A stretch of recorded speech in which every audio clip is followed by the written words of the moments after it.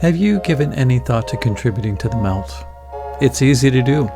Just click the Patreon link in the episode notes, and for as little as $3 a month, you can get access to bonus episodes, early access to regular episodes, and you can also participate in monthly Zoom meetups. It helps to keep the magic happening here at the Melt. So I encourage you to karmically entangle yourself with the Melt today by subscribing monthly for less than the price of a container of goatee wax, or a prosthetic pinky, or a half stick of DMT butter, or an inflatable casket, or the shrunken head of an Atlantean supermodel, or a woolly mammoth's merkin, or a crystalline replica of Baba Yaga's hut, or a capsule of Sasquatch dander.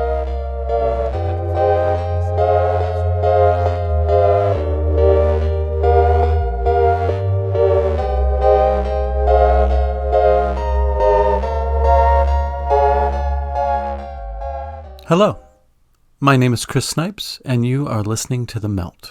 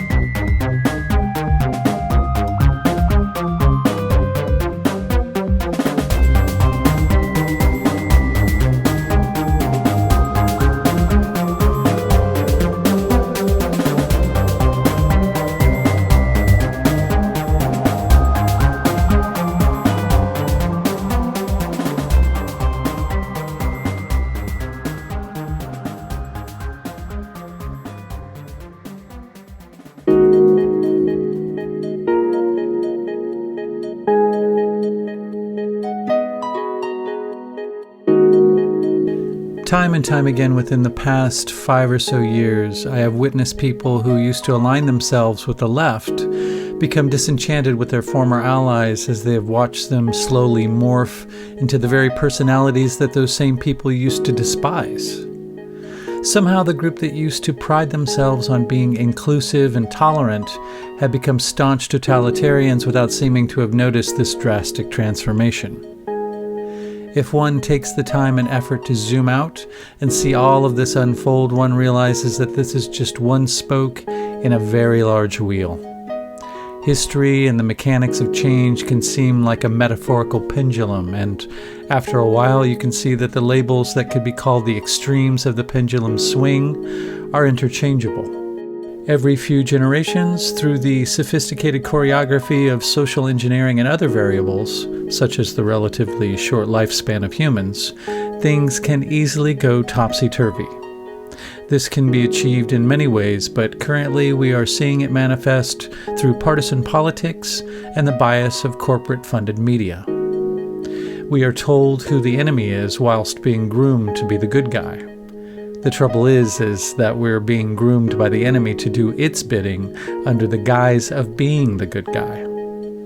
Add to this a manufactured climate of separate factions, divided by identity, and the resulting infighting will finish the job all on its own. For instance, at one point the goal to the Human Project was unity. At least I thought it was.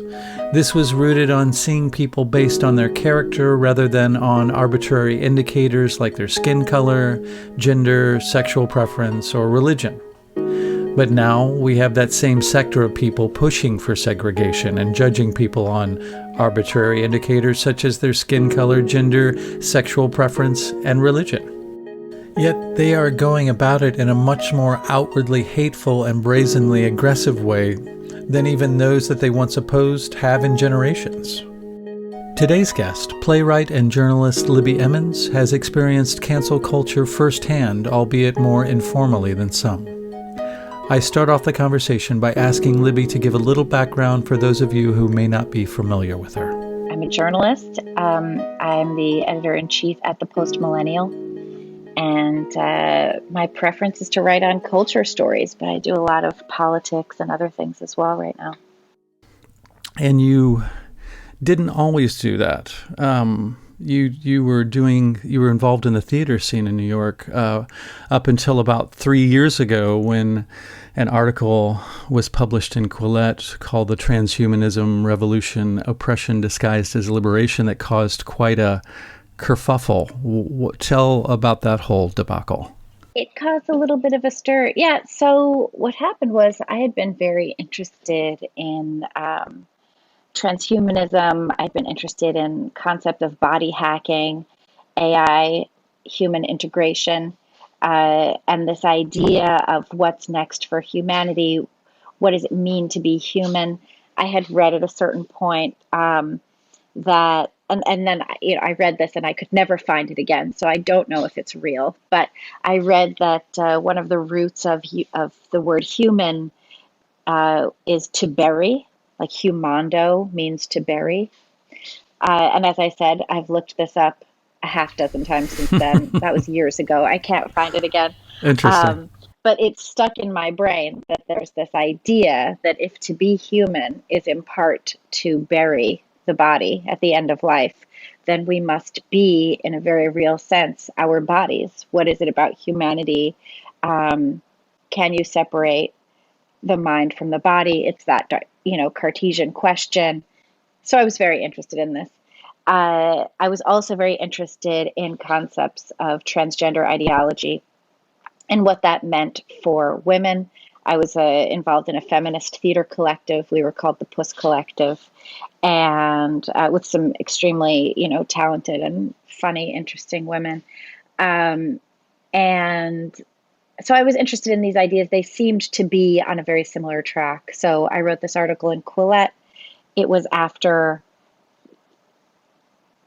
I would say like 2 years of research that I finally got to and I wasn't trying to write an article. I was just interested, that I got to the point where I felt an article was necessary. I wanted to publish in Quillette because they were and still are so open to ideas, right? Yes. They're a publication that is really about ideas. Yeah, I love Quillette. Yeah, so I thought that's the perfect space for this piece. It wasn't really a big deal. No one had published the piece. I think it went pretty viral because it was a new idea. I think it had been, maybe some of these ideas had been fringe, but I've really pulled them all together. And I started getting messages from people in the theater community, which is very leftist in New York City, and I think pretty well all over. It's a very leftist community, suggesting that perhaps I just hadn't done enough research, that I needed to educate myself. And it turned out the issue that people had was that I was saying that transgender ideology was an undercurrent of transhumanism in Western culture, which I do believe that it is. So people took this to mean that I thought transgender people were like weird future robot people. And I think perhaps while they were saying that I needed to educate myself, I think they had no idea what I was writing. So I think that was really the issue. But it wasn't really a big deal until some individuals in the theater community who identified as both non-binary and lesbian, which I don't know how that can be a thing. That's confusing. It seems completely illogical, right? Like if you're non-binary, then you're not, then you don't identify with either biological sex. But if you're a lesbian, that means you are same-sex attracted to women. Yes. So how can you be both not a biological sex and same-sex attracted? It's really got to be one or the other, folks. Yeah, I don't have that answer for you. I don't. So the issue became that I was going to be a pariah in the theater community. It was pretty clear that this is what was going to go down. I was doing a play reading in San Francisco at the time when it really exploded on Facebook. Months later, I published in July. This was October 2018. So yeah, so it became pretty clear that to the women that I was working with, that if we continued, we would not have an audience. I don't know how much they agreed with me or disagreed with me. I do know that they thought I should have kept my mouth shut in terms of publishing in a nonfiction way. We were doing, I had done a play with them called How to Sell Your Gang Rape Baby for Parts. And it was a very like radical feminist piece.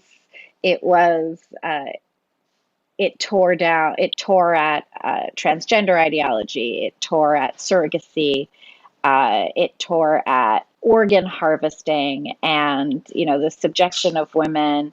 Um, it really lambasted everything in culture. It lambasted plastic surgery and boob jobs and sleeping her way to the top. It was like it was just in a sense, it embraced everything and therefore showed that all of this was total nonsense. So it was interesting because it was like what we had done in satire was acceptable, but saying the same ideas in a more academic and nonfiction sense was not acceptable. So that was actually kind of a fascinating lesson. Yeah, absolutely. I don't know what the difference in context would make, and why months after the fact did the trouble start brewing. That's strange. Well, it started brewing in July, but then it died down. The leftist theater community doesn't really read Quillette. I had also been publishing in the Federalist, where I had been writing that transgender ideology upholds sex-based stereotypes, which I fully believe that it does, instead of, as it posits, tears them down. It does not do that. It is not liberation for women. It is the further identification of women with external trappings of traditional femininity, which, whether you think women are that or not, transgender ideology does nothing to liberate women from sex-based stereotypes. It does the exact opposite. So I had written that in the Federalist as well, but if leftists in the theater community don't read Quillette, they definitely don't read the Federalist. So they had not been paying attention at all. Nobody knew I had been writing that. So, but I was really proud of the piece I had done. So I shared it on social media. Perhaps if I had never shared it, this never would have happened. But there was actually sort of interesting. It's always one person, right? So there was one woman who refused to let the thing die. And I'm not going to say her name because it's totally irrelevant who she is. But there was this, and I started noticing that like the story would go away, and then she would pop up on some message board and start talking about how I'm this horrible transphobic person, to the point where it finally hit the broader, if you can call it that, the broader indie theater community in downtown New York, which, now I make fun, but like this was my community for a long time, and there's marvelously talented people in this community. So, including the non-binary lesbians who, publicly stated that they were never going to speak to me again, and then everybody was like, "Oh, if they're saying it, then me Yeah. neither." Jesus. So I think that's what happened. There was like, and then the women I was working with were basically like, "Nah, like we can't do this anymore, obviously." And I was like, "Oh, okay." Um, but it's interesting too because in retrospect, so this is like 3 years ago, and they, I think, did what they think is right. I don't agree with it, but I do respect them for standing up for their own ideas. Well, it seemed like they were almost just getting into the ritual of public hand-wringing, which a lot of what this is just, well, I'm not going to associate with this person. They're just letting each other know. They're flagging each other and saying, I don't agree with this. Not that, any of them would actually take the time to just sit down and have a conversation and maybe quiz you on why you have such ideas. That's where a lot of this, I think, it solidifies both sides, is that the conversations aren't happening. So nobody was approaching you to the side or taking you off and going, "Hey, Libby, what's going on? Why are you thinking this way?" No, there was a lot more scolding than that. But not It was directly more to you. like, no, well, maybe on Facebook, like, "You need to educate yourself, read this." And I'd be like, "Well, I have read that, in fact." Don't worry. I read that. So it was more like that. But then there were also, I was alerted that there were all these, and it wasn't even that many people, right? That's the thing. It's never that many people that do this. It's like a couple of people that get it in their head to do this, and then they work the rest of the community into a frenzy. No one else wants to get pinged for, wrong think. So everyone just kind of goes along with it, and the next thing you know, you're totally on the outside. This is what happened with Stephen Elliott, who's this brilliant novelist that I met actually through Quillette, and other writers that I know who've gone through similar things. Although interestingly, men get taken down for alleged sexual misconduct. Women get taken down for speaking up. Mm-hmm. Yeah. Strange Yeah. dichotomy. Yeah. Well, Yeah. how do you think that? Except for Katie Hill, I guess, Yeah. the former congresswoman. Yes. Yes. How Yeah. do you think that? Because this kind of put it into perspective for me, and it made total sense. But how do you define transgenderism as sort of being the gateway drug to transhumanism? Well, transhumanism is the intentional evolution of the human species with the help of technology. Mm-hmm. I think Zoltan Istvan, who's the head of the Transhumanist Party in the US and who even made a run for president at a certain point, would say that as well. And he's a rather interesting guy. I interviewed him a few years ago, and then lost the interview and never published it. So that's a shame. It's on here somewhere. Maybe I'll find it eventually. So, um, so how transgender ideology fits in with that is transgender ideology uses technology, medical technology, to intentionally change the body to something different. And I think that's definitely in line with transhumanism. But it also has all of these other strange things involved in it. One of which is the direct rejection of the physical self. So if you are, a believer in transgender ideology, you would say that the mind and the body have little to no connection with one another, right? You would say, my mind is female, my body is male. There is a disconnect, and I need to use medical technology to change that. So, what you're saying is that you need to bring your body in line with your mind, and that the only way to do that is through the use of technology. Uh, there's other questions of if that's actually effective.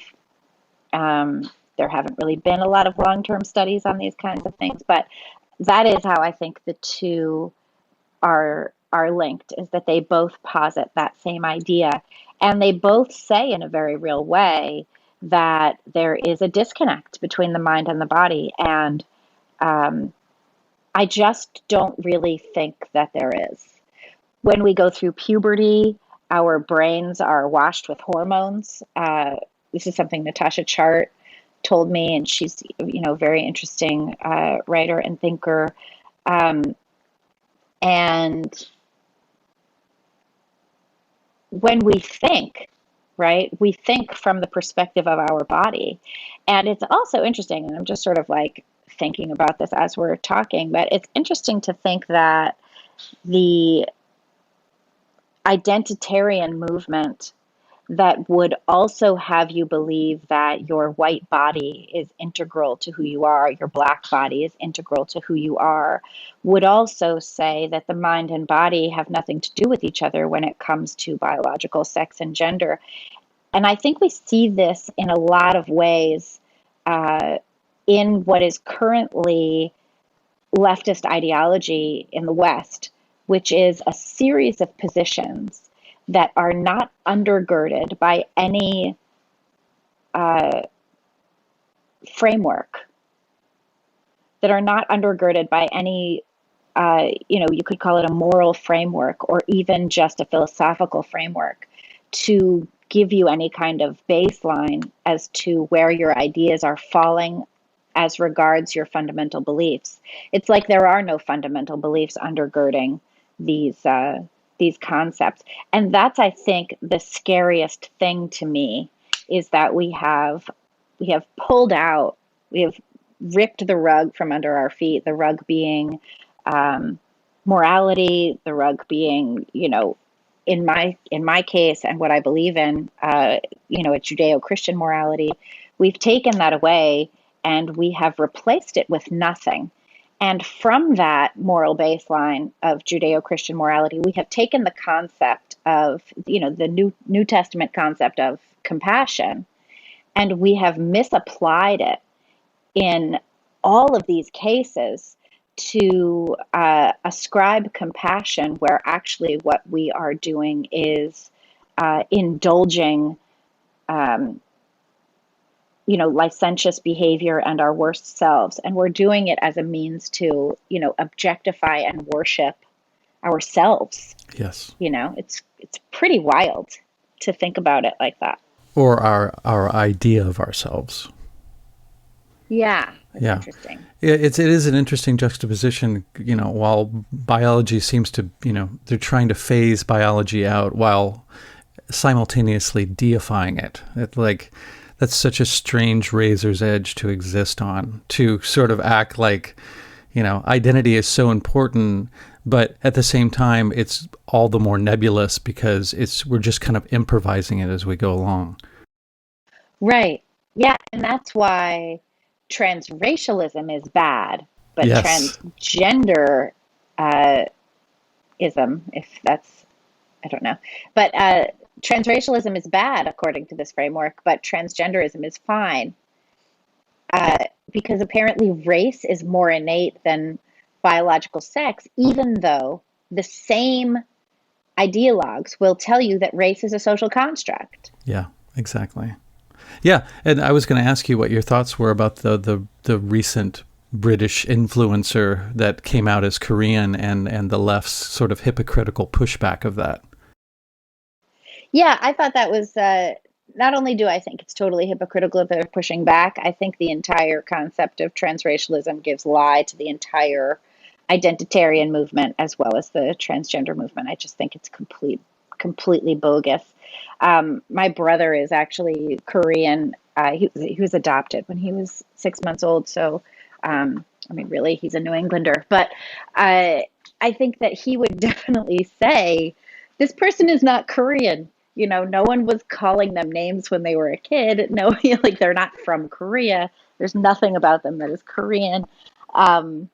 And that's from a Korean person who has not grown up in Korea, I should actually ask him about that before I ascribe ideas to him. But, I've known him his whole life, so what are you going to do?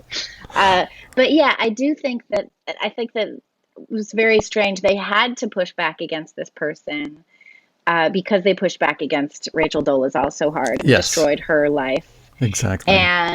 But at the same time, the left doesn't really think too highly of Asians at all. That's pretty clear. They use Asians when it's convenient. They turn it into an alphabet soup with the AAPI, but they don't actually seem to care what Asian parents think as regards standards in school or education. They're perfectly willing to keep Asian Americans out of colleges and universities in order to meet quotas for other minorities. So it's a pretty weird relationship that the left has with the idea of Asianness. It's very peculiar, I think. Yeah, absolutely. I was sort of delighted to see that happen because I was just thinking it was around the corner anyway. People taking on different races and the kerfuffle that would follow that it's the exact same thing. If we're talking about societal constructs, it's the same dynamic. If you're wanting to switch races, if you're wanting to not only switch genders, but invent your own gender, to me, if you're going to say that, then it's all up for grabs. Mm-hmm. Yeah. That's right. Yeah, so it's just, I don't know. It'll be interesting to see how that plays out, and I'm sure this will start a whole sort of tsunami of similar things happening, or people inventing races. Mm-hmm. Yeah, why can't people do that? Yeah, exactly, exactly. That's really interesting. I've been thinking about that with regard to the current situation with race relations in the US, which is so horribly fraught and bizarre, right? I mean, it's bizarre that you have privileged Black people and privileged white people making these weird standoffs and declarations while you have like broke white people and broke Black people intermarrying and having a whole bunch of kids and like going to the same Fourth of July parties. And it's weird to see that. It's like the upper classes are pushing segregation and the, lower classes are just like, what? Why? Yeah, What's the big exactly. deal? Everybody's family practically is interracial when you go Absolutely. outside of the cities. Um, I think many of the things that we classify as racism would be more aptly classified as classism. Like, mhm. yeah, I think there's much more of a divide there than there is amongst the races. Like, I don't know. That just Yeah, makes more sense to me.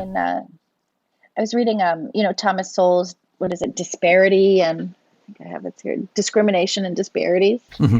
And he talks about how at a certain point in Harlem, there was a very professional class of Black people. And he talks about how Black people from the South started coming into New York and settling in Harlem. And the existing, middle and upper class Black people in New York were just like, guys, that's really not how we behave. Can you get some manners, please?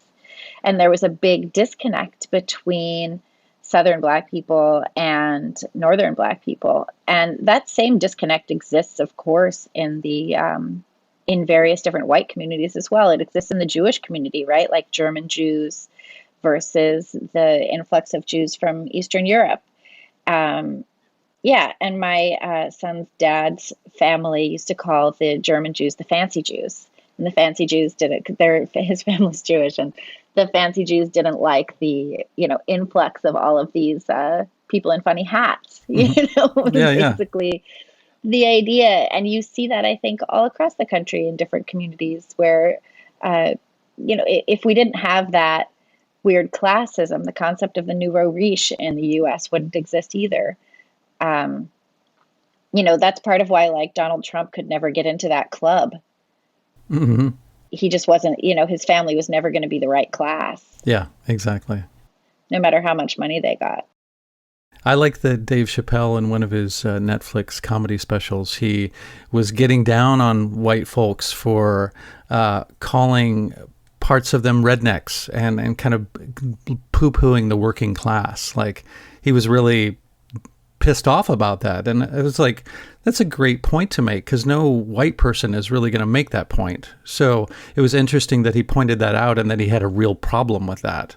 Because I think Hmm. the same thing. It's really easy to make fun of rednecks or really easy to make fun of rural folk, but they're also doing the work that many of us wouldn't even consider doing.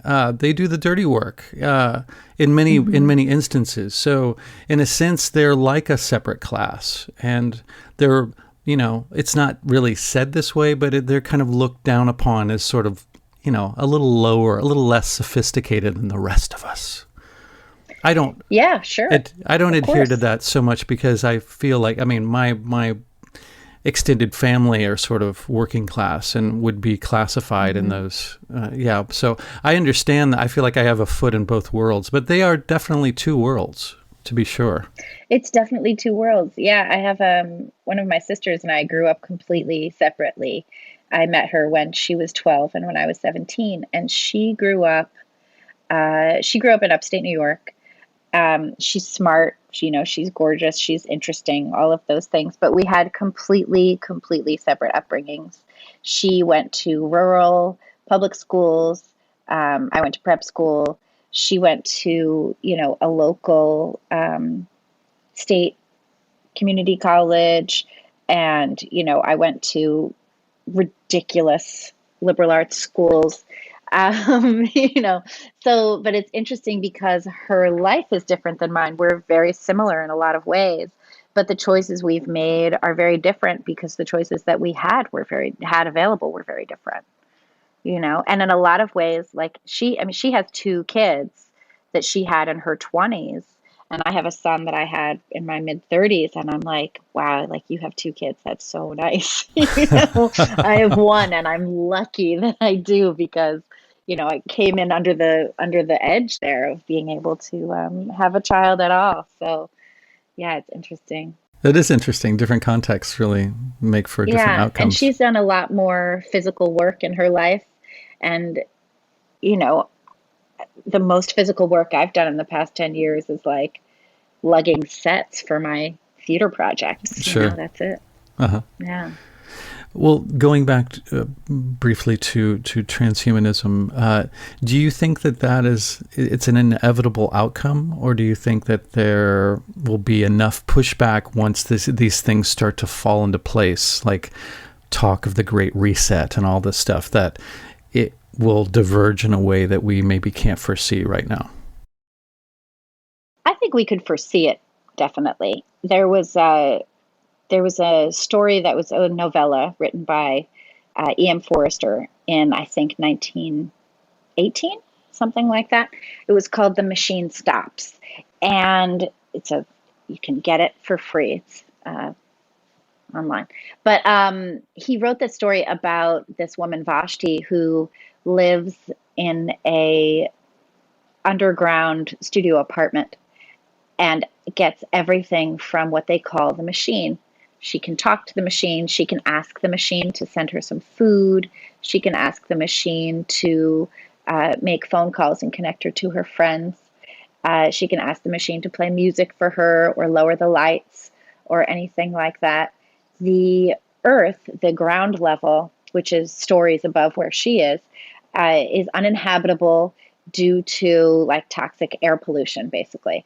But here she is in her little cell. She has a child, but the child doesn't live with her. In fact, she met the child's father because she basically asked the machine for a date and was connected with this guy based on certain measures of compatibility, made a Jeez. child, and then he went back to his place. The child was then raised in what we could probably call nationalized healthcare or child care systems, some human infrastructure going on there.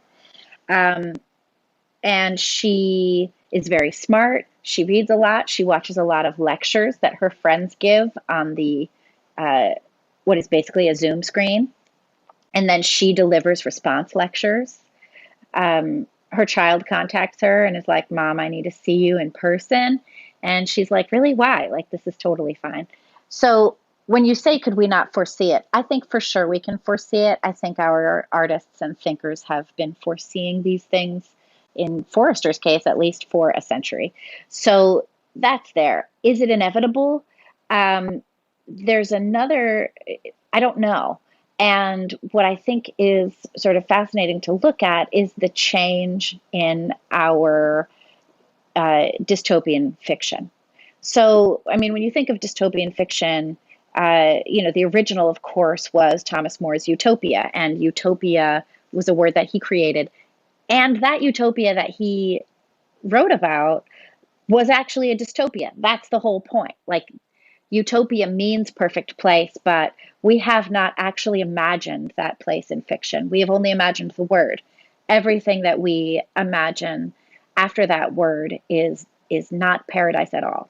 So, who else wrote about that? Francis Bacon, I think, in New Atlantis had a dystopia. We have a lot of these dystopias. When you look at the dystopias that we are constructing now, we see a world after the breakdown of a glorious civilization. Even the recent, what's it called on Netflix? There was this interesting show called Sweet Tooth, which I watched in part because one of the actors on the show I used to work with in New York, and he's brilliant. And I was like, oh, I bet he kills it in that show. And he does. He's great. This guy, Adil Akhtar. But watching that show, there was a great civilization. There was a breakdown because of a virus, and I haven't looked into when this was written, but there it is. And everything after that is the decimation of everything that was built, all of the technological capabilities, all of the manufacturing, the supplies, the energy infrastructure, everything. So is it inevitable, given the trajectory of our civilization, if our civilization continues to flourish? Perhaps. Is it inevitable if if our civilization has a total breakdown?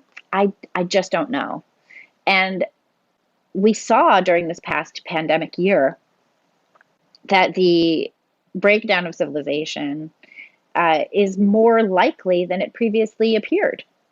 It turns out that civilization is a rather fragile construct, and you can break it.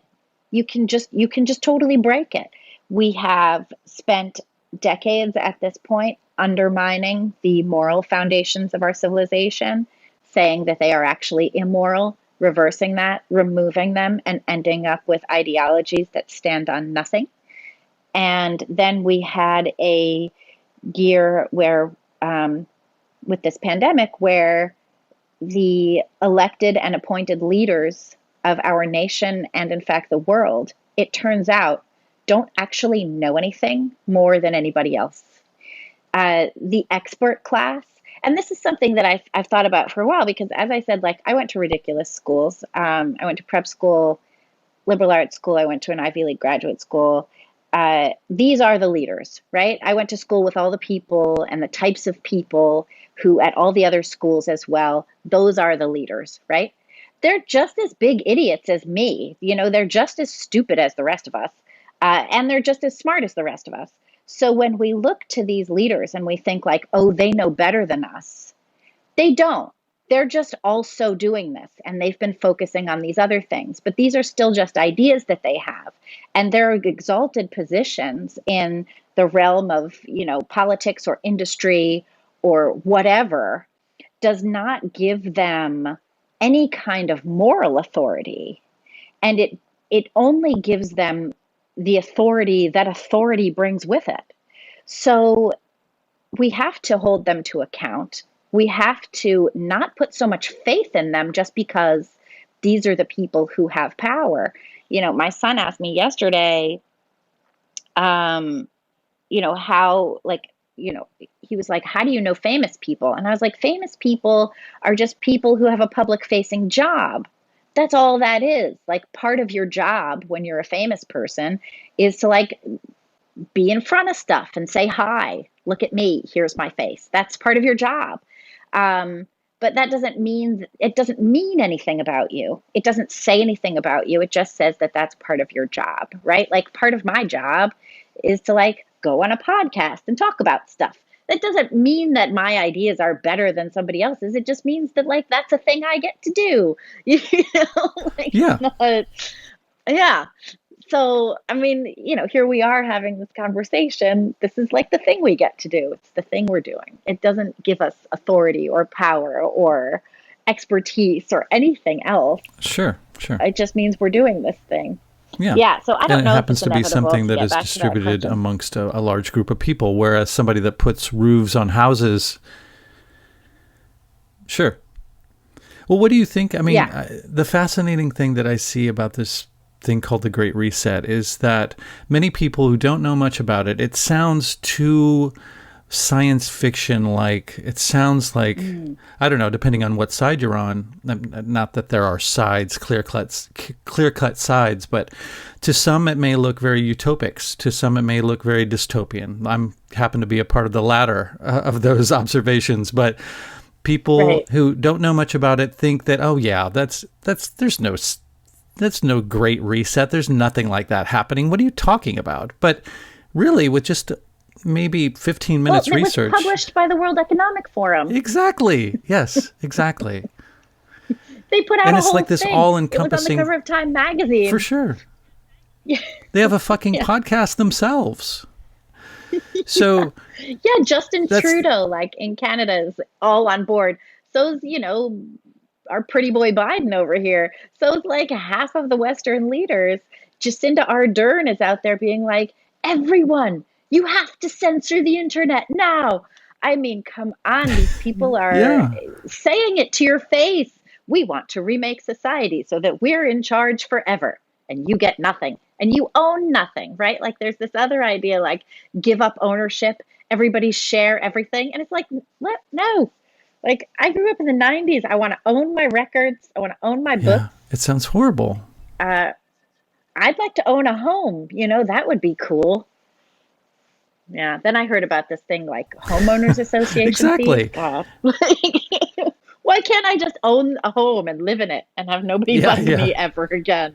That's the dream. That's the American dream. When you hear people talking about the American dream is dead, and it's like, but I still want that.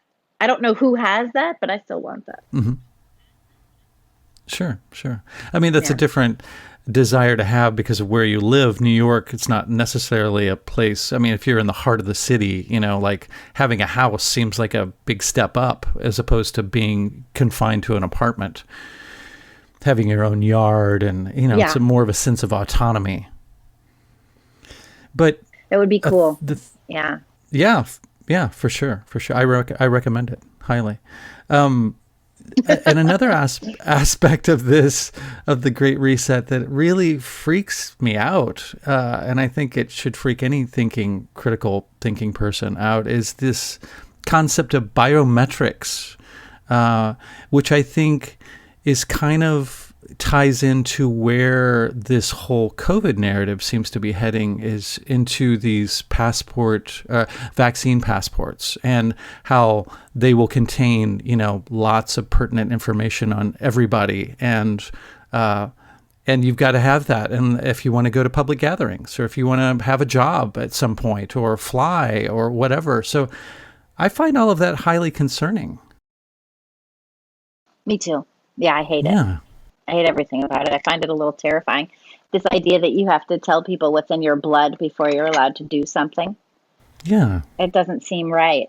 And it doesn't seem like something we would put up with in any other context either. Exactly.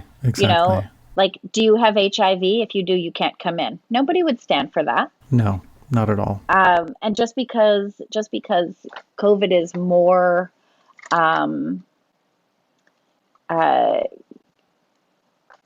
readily contagious is not a good enough reason. Yeah, I agree with you on that. I hate that so much. It doesn't seem, and where does it stop, right? Like part of it too is we've talked about, in this country, we've talked about what kind of access health insurance companies should have to your medical information in order to determine their risk of covering you. And once they have that information, should they be able to give it to employers? Should they be able to give it to the DMV? Should they be able to give it to airlines? Like, who gets to have access to your medical information? And when Obamacare came in the ACA, part of what they mandated was that medical records needed to be digitized. To make it easier to switch doctors and things like that. But it also makes it a lot easier to have rogue access, perhaps, to your medical information. So everything we do is it's definitely double-edged. And I think that that kind of thing definitely is part of that Great Reset. Under the guise of this being for your own good, we're going to deprive you of specific freedoms. Yeah. And I think we should know from the history of the West that depriving us of our freedoms for our own protection is not actually protecting us, it's protecting the powerful. Yep. I agree. And they specifically stated too that this COVID situation, which I think has been handled very disproportionately as far as the fear factor is concerned, is the perfect opportunity to usher this thing that I think, the Great Reset, that it's been in the works for a long, long time. It's the perfect context to implement all of this in. And that scares the shit out of me. I think it's, I don't know. if millions were falling dead in the streets, and but as it is, this thing has a very low fatality rate, and it doesn't seem to be worth all the hype that it's getting. Not that there's no concern that should be placed in that direction at all, but it seems very disproportionate. It seems like we're teetering between something that people should be concerned about and an opportunity of taking advantage of people's fear and concern and using that to implement all of these sort of draconian measures to establish some fucking super surveillance state or something. I know it sounds like crazy conspiracy shit, but really it's, as you said, as you agreed to, it's kind of written. They're putting it out there in front of everybody. It's on their website. They have a podcast. It's, they're not hiding it at all.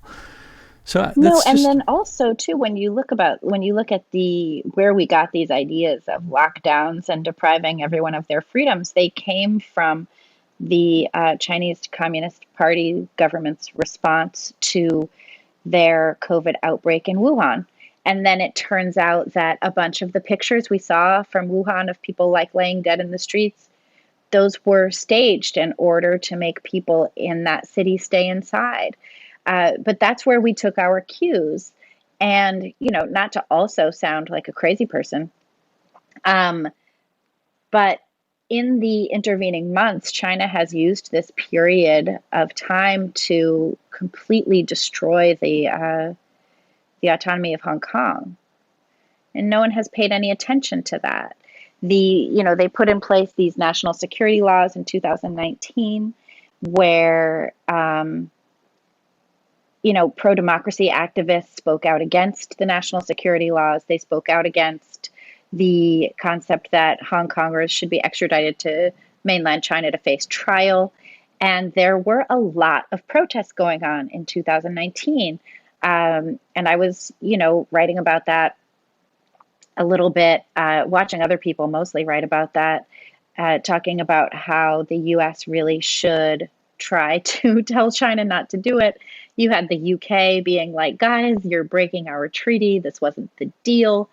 And then as soon as COVID hit, everyone stopped paying any attention to Hong Kong.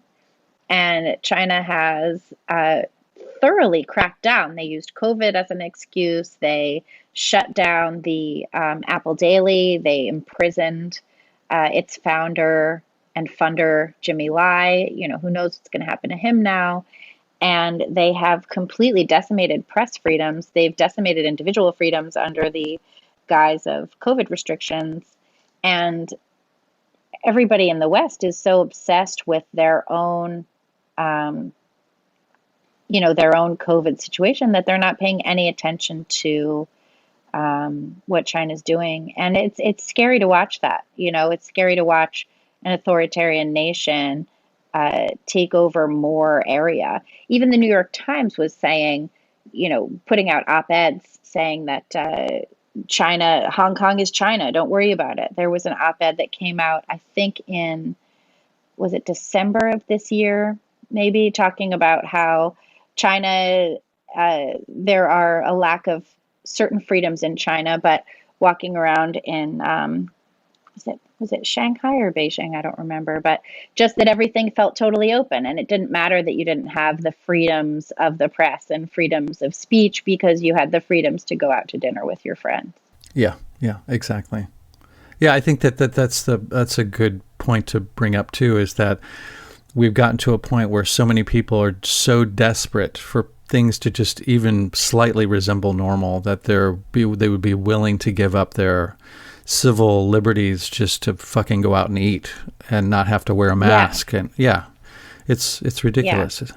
It's quite a state of affairs. But to kind of shift gears but still stay in the realm of transhumanism, I don't know what your personal beliefs are, as far as, I don't know if you're an atheist, I don't know if you believe in a soul, I don't know any of that. If you care to espouse that would be great. But I think an aspect that I find interesting about transhumanism, at least the aspect of it that thinks that we can sort of break our consciousness down into some computer code or something binary code that can be uploaded to some mainframe somewhere, and that will be us, seems to me, I don't consider myself any part of any religion, but I do think that that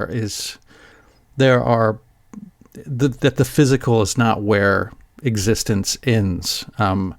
So that concept to me seems ridiculous, because that to me says that they think, and we're supposed to think, that humans are just basically a sort of a confluence of information.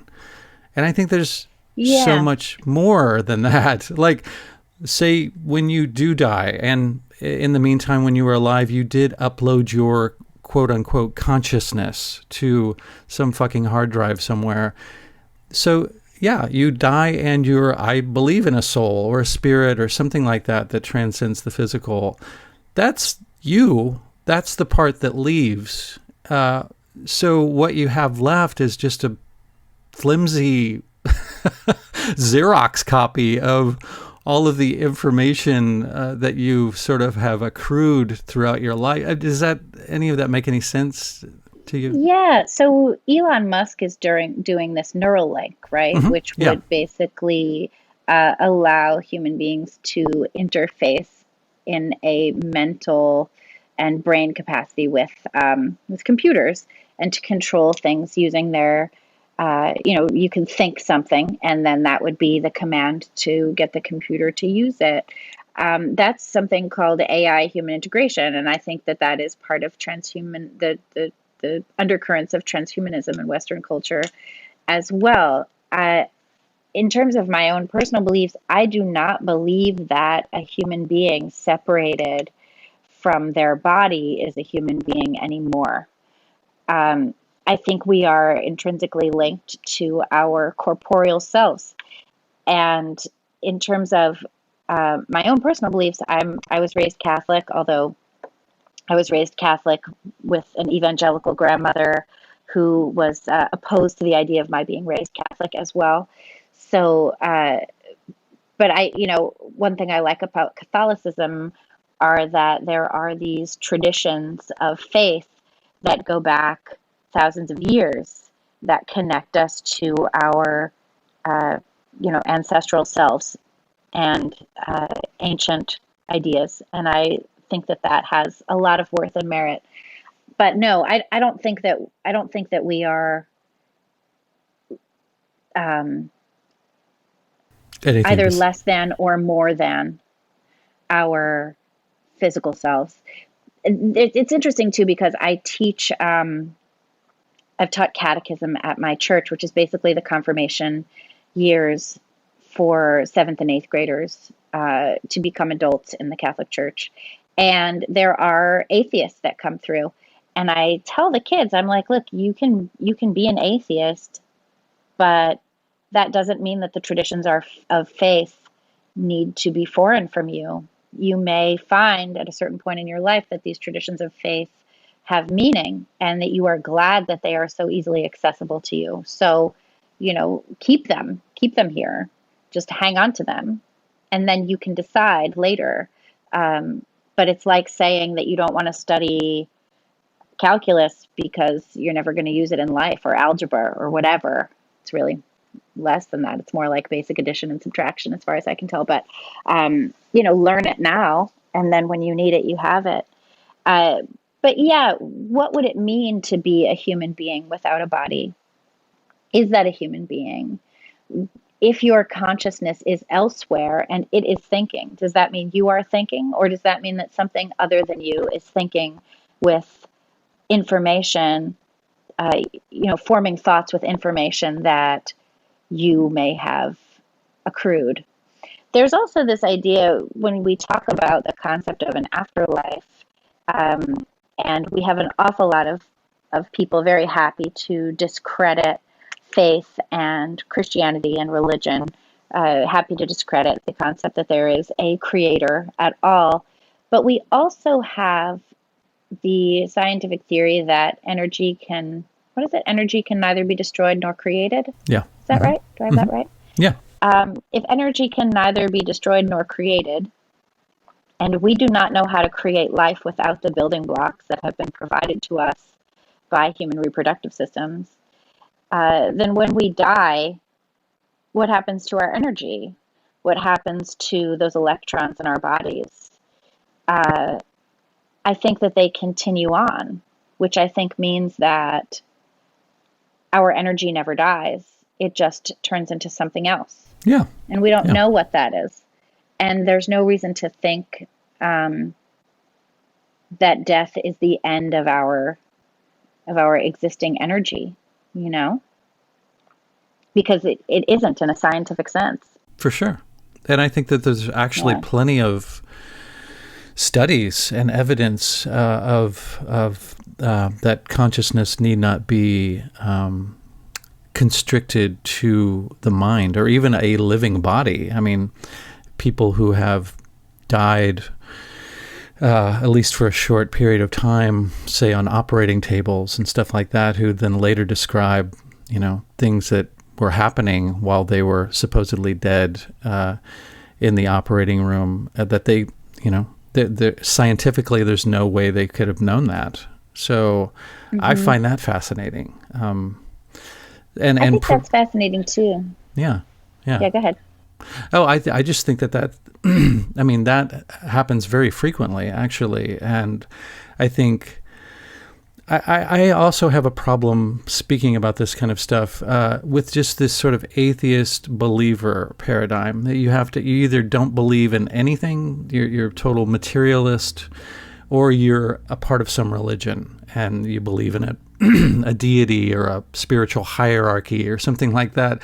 I think that's too simplistic and too dualistic. I think it's possible to believe in something beyond the physical that doesn't have to be some sort of airy-fairy Satan God sort of ideal. I think that those are just ways that past people have sort of tried to define the things that they couldn't wrap their minds around or wrap their spirits around.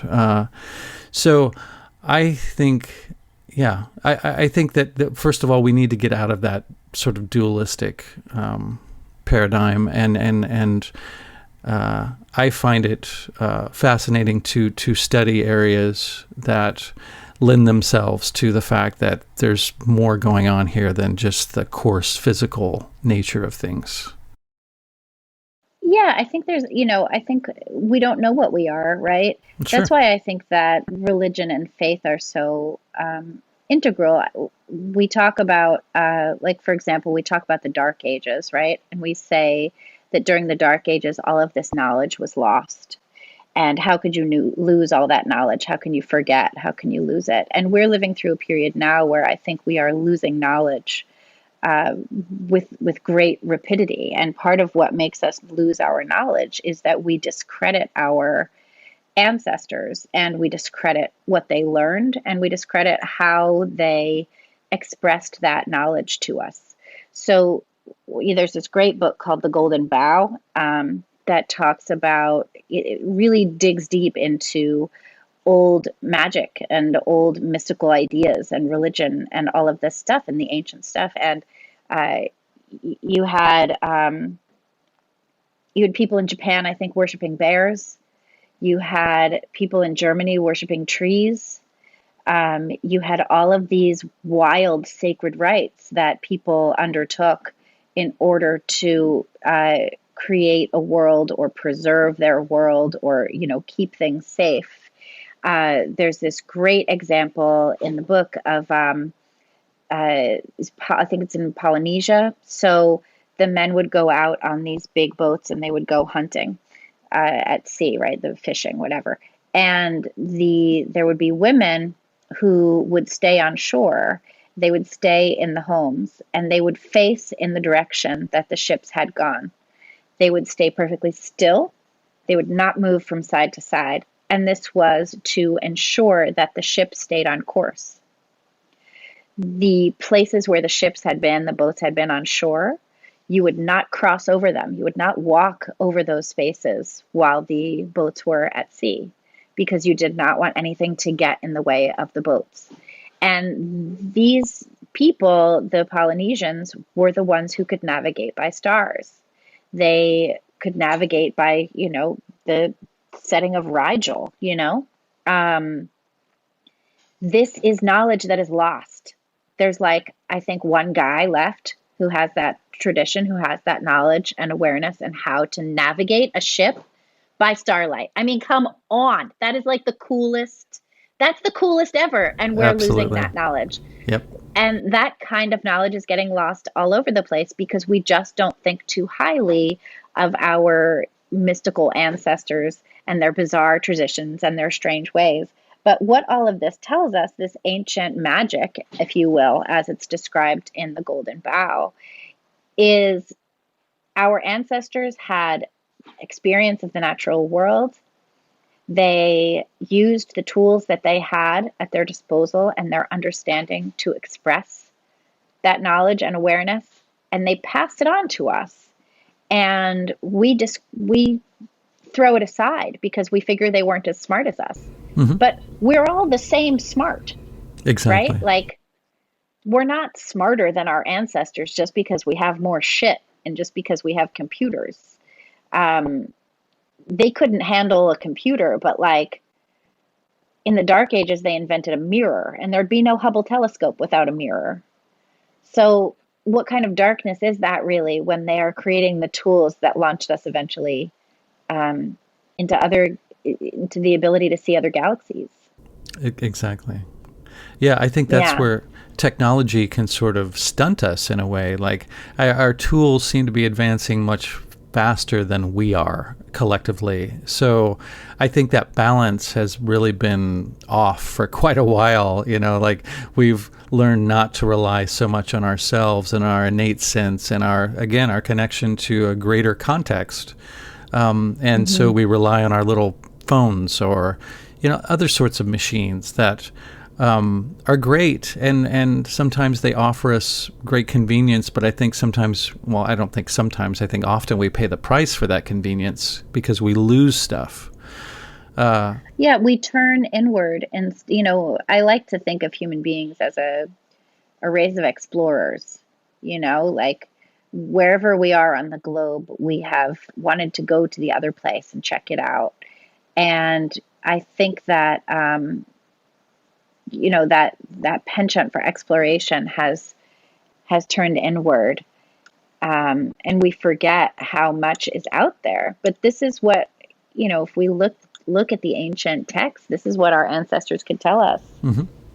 Well, Yeah. it in another way of looking at it is sometimes I think that we've turned outward in the sense that we're so focused on tools and on screens and on things outside of us that sometimes we forget that how important it is to evolve internally, like meaning just becoming better people, our ethics, our way that we live our life, our intentions, like.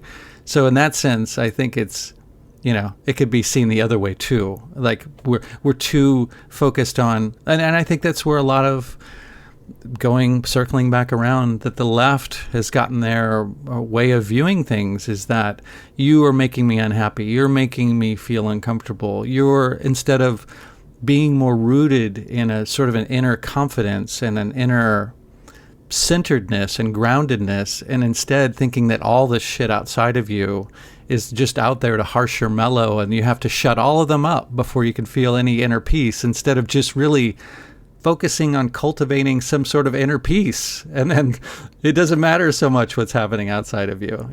I know I just made a lot of leaps there, but That's interesting too. It's like, no, but it's interesting because what you're saying basically is that um, we're demanding that we have control over everyone else instead of just taking control of what we have control over, which is ourselves. We demand that everyone behave a certain way toward us while we refuse to behave in a moral way towards others. yeah, absolutely. You know, like what is a preferred pronoun if not demanding that people treat you a certain way, while by demanding a pronoun, you are refusing to treat them in the way that you are demanding they treat you. Yeah, absolutely. It's like Yeah, it's bow interesting. to my subjective experience of myself and reality. Like, it doesn't really work that way. Right, It's right. reality is a Right. collaborative effort. That's interesting. Reality is a collaborative. Do you think that there is an objective reality?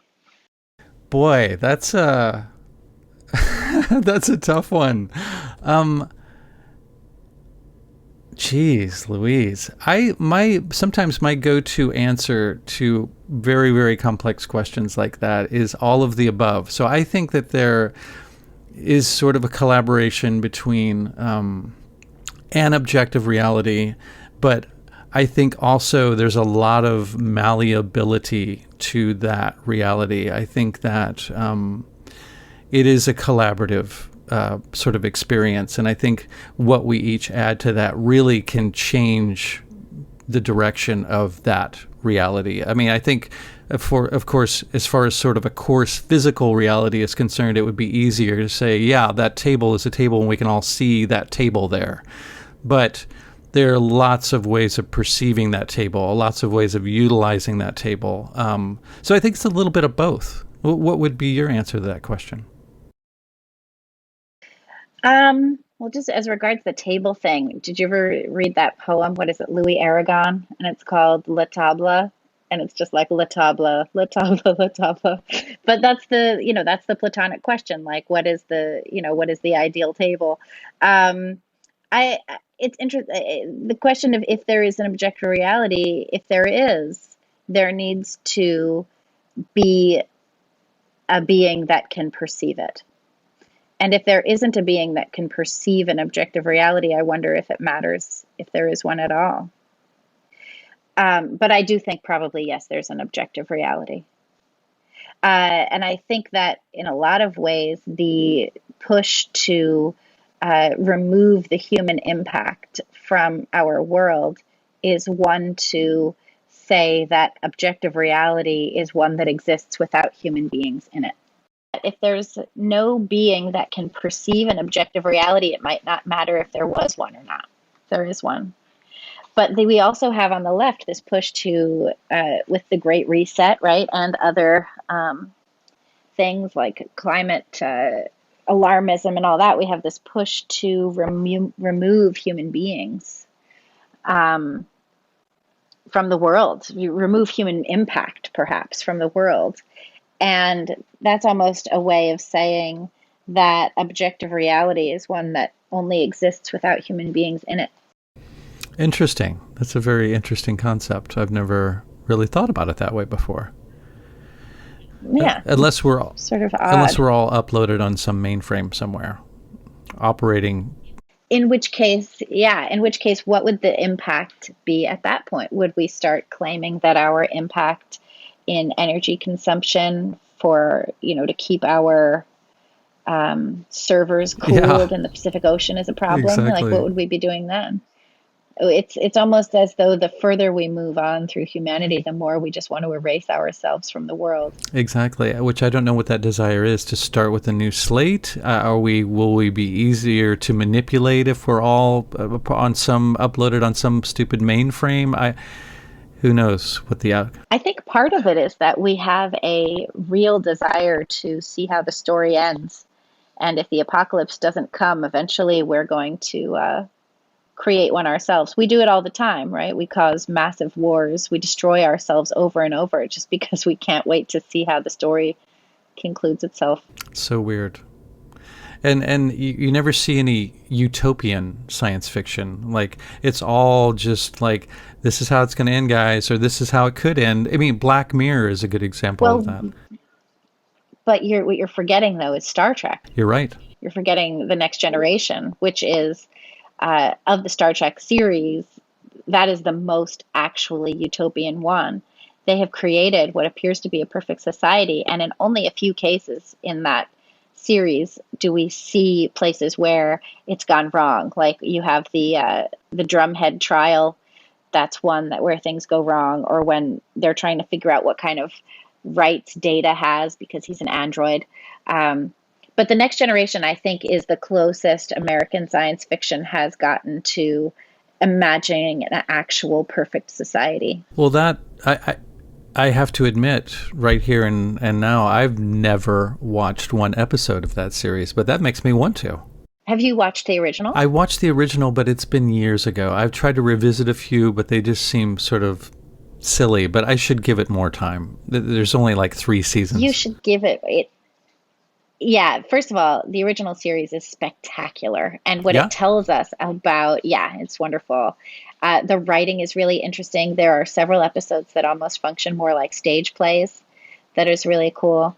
And while the acting seems to be over the top and we can look at it as sort of campy, it's so much a product of its time and the American exceptionalist ethos of the, late 20th century. It's definitely worth a watch. And The Next Generation, too, I think is really spectacular. I'm very into Trek, but The Next Generation is spectacular as well. I really love it.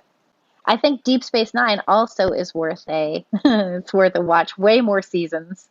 But Deep Space Nine has, I think, one of the most dynamic captains in Avery Brooks, who ends up taking on something of a religious role for this alien race of people that his space station orbits.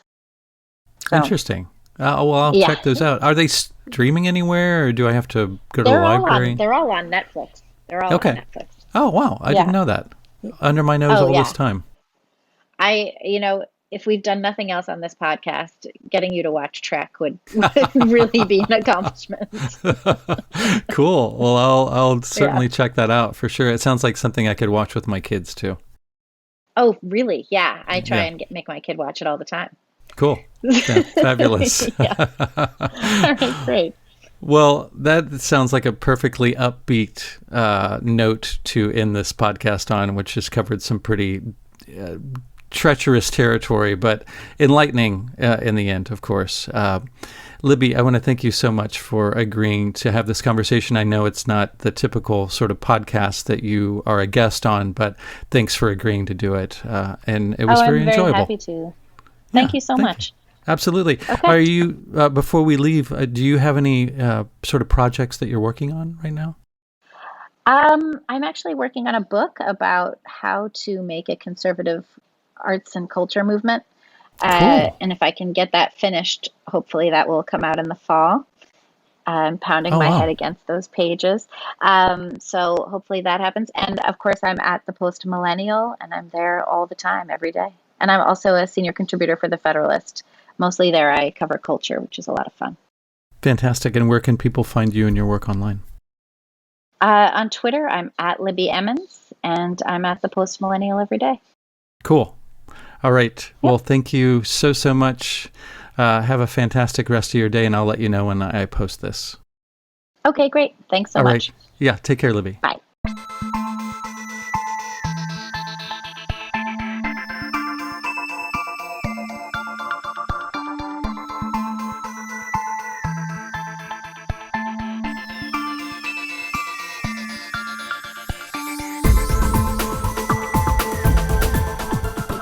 If you've liked what you've heard and would like to contribute to The Melt, there are a few ways that you can do that.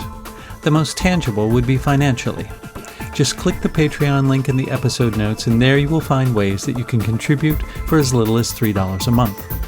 This will give you access to bonus episodes, early access to regular episodes, and you can also participate in monthly Zoom meetups. Contributing financially will also help make The Melt better, pay the bills, and help to make this podcast a full-time endeavor that I can fully devote my time to and provide you with more content. Another way of contributing would be to go to wherever it is that you subscribe to The Melt and give it a favorable review or rating, and this will help it to reach more people. You can also spread the word to friends and family via social media, email, or word of mouth. And lastly, if none of those options are readily available or appealing to you, simply send your positive thoughts and intentions. In an interconnected and quantumly entangled multiverse, these also go a long way. Thank you.